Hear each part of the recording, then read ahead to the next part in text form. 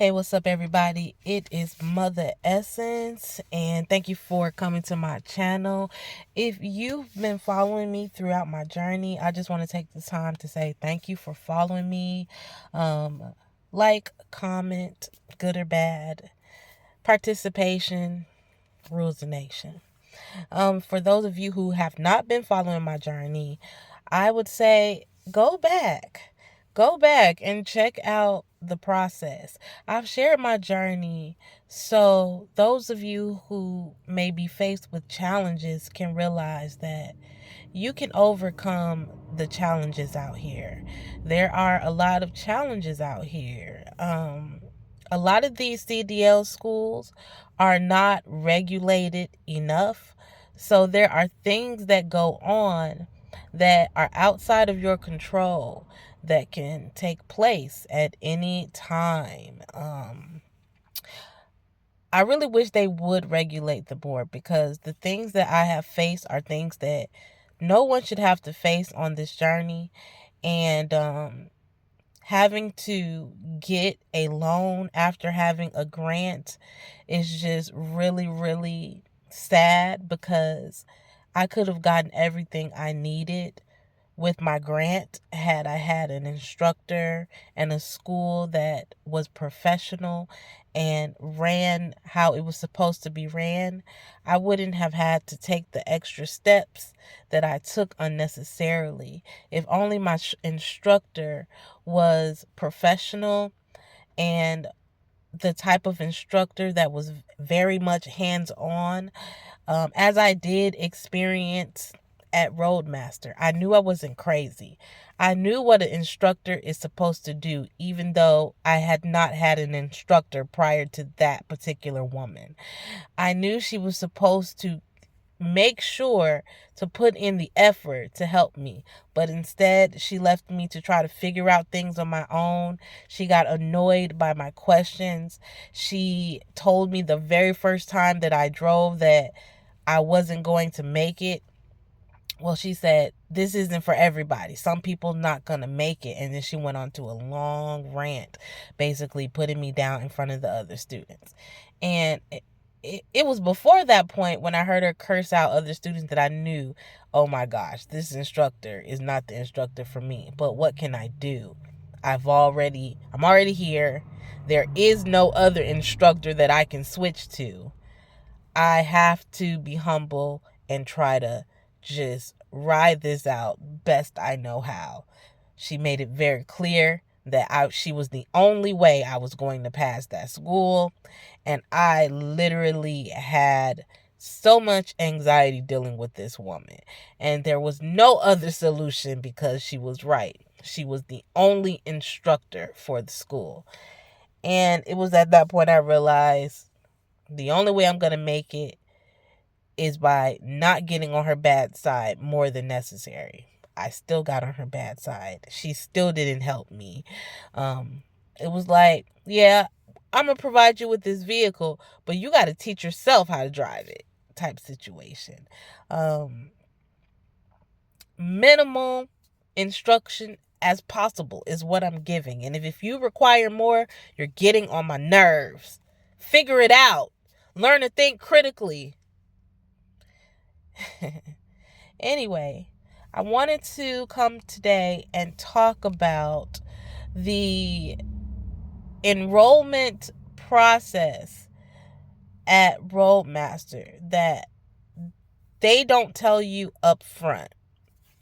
So when you start with Roadmaster, it's like you're dealing with used car salesmen.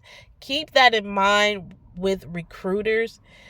I could never be a recruiter, because the amount of, you have to really grieve the Holy Spirit to be a recruiter, because there are things that you don't mention that you need to mention that would be a big deciding factor when someone is choosing your school. Like telling them up front, we are working on loose gravel. The loose gravel has some potholes in it.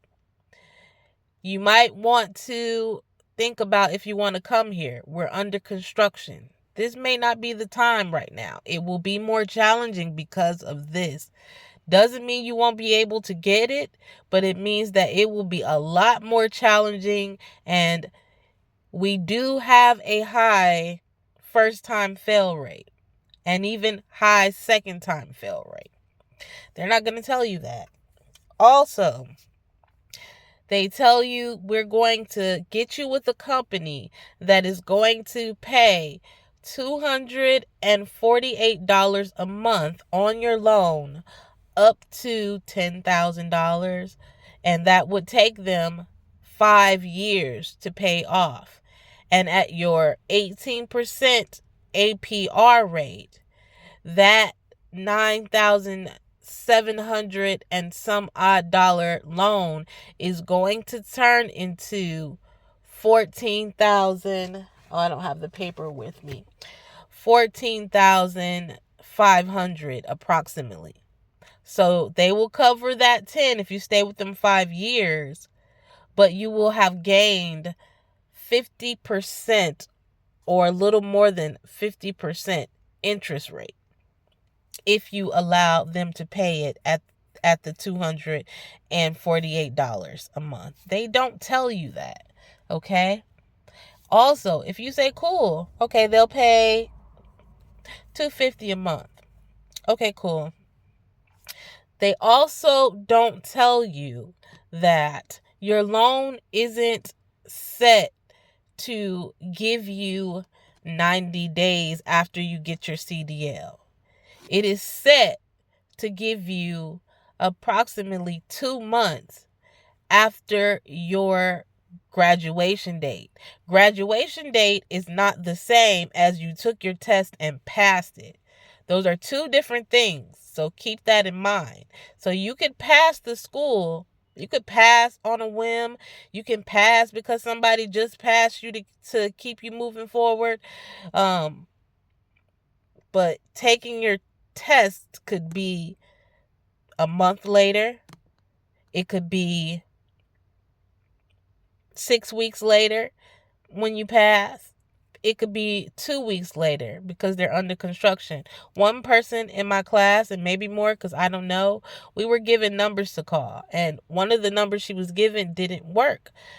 So she ended up having to wait 1 whole month to take her test one time. She was so upset. I was upset at 2 weeks and 4 days. She was upset for the month. Can you imagine barely passing your evaluation to graduate out of the school and then having to wait 2 weeks and 4 days, a month to take your first test? That is a lot of stress, unnecessary stress caused by what's going on with them that's outside of what you paid for. So keep that in mind. So my loan starts in October. And I'm like, wow, I didn't even get enough time in between getting the license and starting the job for this loan to start. Why didn't someone tell me this? Another thing is that when you start with your company, Roadmaster does not tell you. You have to figure out how to ask certain questions that you have no idea about and is completely outside of what you know.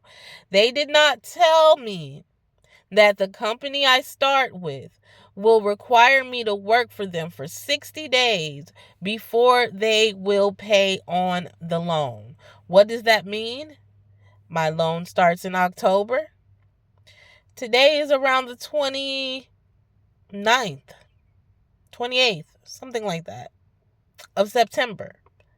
So my loan starts October 15th. What does that mean if the company is not going to pay for it for 60 days? That means I have to figure out what to do. Didn't know that. So if you're coming out of school, you ain't got no money, you have to figure out what to do. I believe you can put it on a deferment, which will more than likely increase your interest rate, will increase the interest that you'll have to pay on the loan. They won't tell you this in school, but luckily you have me to tell you things like this. I just wish everybody well on their journey. And I hope you were able to find my videos to be able to know the type of questions you need to be asking prior to picking a school. So you don't end up in a situation where you waste your state grant on a school that is literally not in your best interest and can do anything. The government needs to regulate these schools.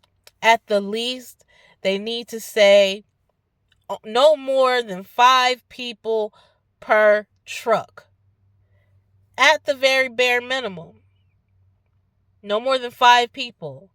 And they also need to say how many hours can be attached to that. Because when I went to the first school, it was 4 hours. And we started out with 4 people. She cursed out one of the people and he ended up leaving. He was late a lot, but that gave her no right to go outside of professionalism and talk to him like that. So it was 3 of us. Within a 4 hour, we would always start 30 minutes late, which I also noticed that's a thing at Roadmaster, starting late. And they're not doing anything related to us, the people that pay for the program. They're doing other things that they feel like or need to do that I feel that they should come in 30 minutes early to do. So it shouldn't be more in a 4 hour period, which is really about 3 hours when you take away the fact that we left early. A lot of times we would leave like 45 minutes early, start 30 minutes late. I would say 25 minutes late. That should have not been more than 3 students, which we had 3 students. That was a perfect amount of time for me to have learned everything I needed to learn.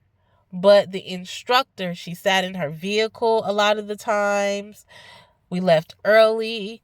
She would not instruct me on how to do this maneuver, and she was always annoyed. So it just wasn't a good setup.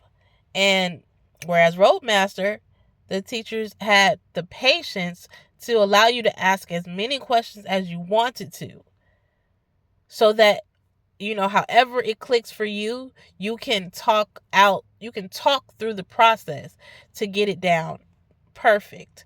What I learned at Roadmaster is how to fix a problem. And that was one of the greatest things that I was taught, is how to fix a problem. Because you can have a setup that's not necessarily perfect, but if you can fix it, you can be able to still get it. And I am grateful for that, but I'm not grateful for the process I had to go through. You can't, give me like a half done cake and put icing on it. Like, it's just not, it's not fair. But that's what they do because the state is not regulating the process of this. And this is also why there are so many drivers on the road unsafe.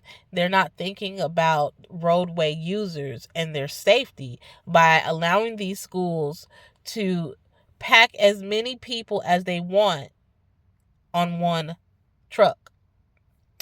In an 8-hour period, 5 people is enough, because I'm sure if it's 8 hours, you're paying over $5,000.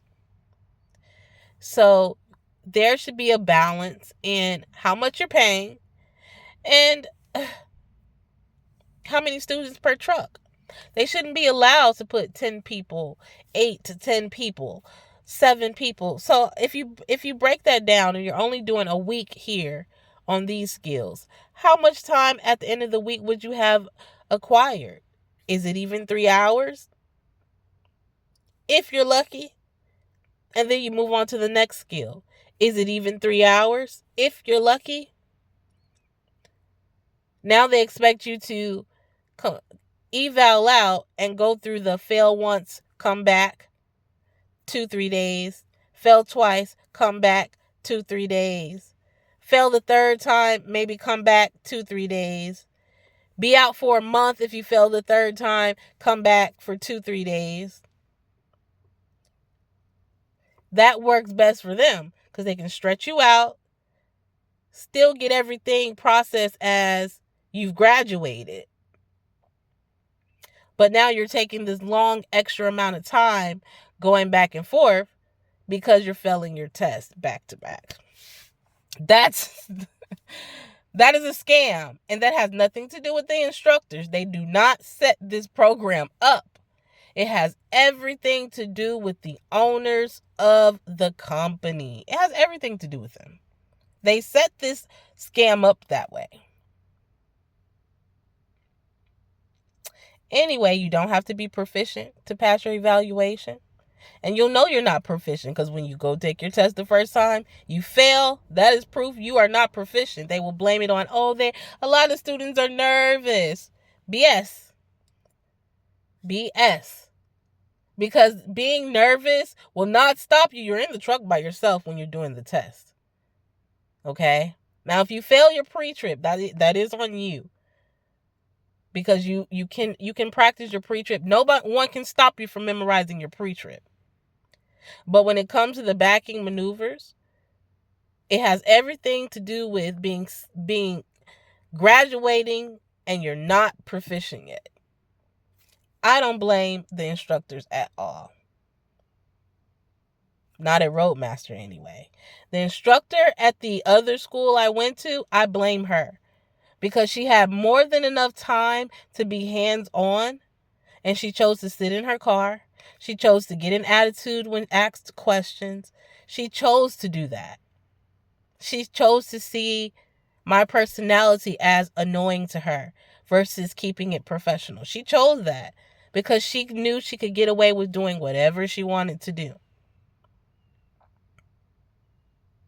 My instructor at Roadmaster told me that people can read my energy wrong because I speak up, I ask questions, and some people can perceive that in the wrong way. I know that, but just because you perceive it in the wrong way doesn't mean it is in the wrong way. As long as the tone is professional, you have no right to project how you perceive it onto my learning experience. I know that I ask more questions than the average person. I know that about myself. But I'm always respectful. You don't have the right to be like, who does she think she is? She's getting on my nerves. No, this is supposed to be a professional environment. And let's keep it professional. The Roadmaster instructors did just that in that aspect, despite it being set up in a way that it shouldn't be set up. But this video is going on for a long time, and I just want to say, yes, those are the things that they do not tell you that you need to know. That loan information, they're being very, very with it. The recruiters are not being very transparent. They're telling you just enough, but not enough. I would not be a recruiter. I couldn't do that to people for money. Money is not the root of all evil. The love of money is the root of all evil. Recruiters.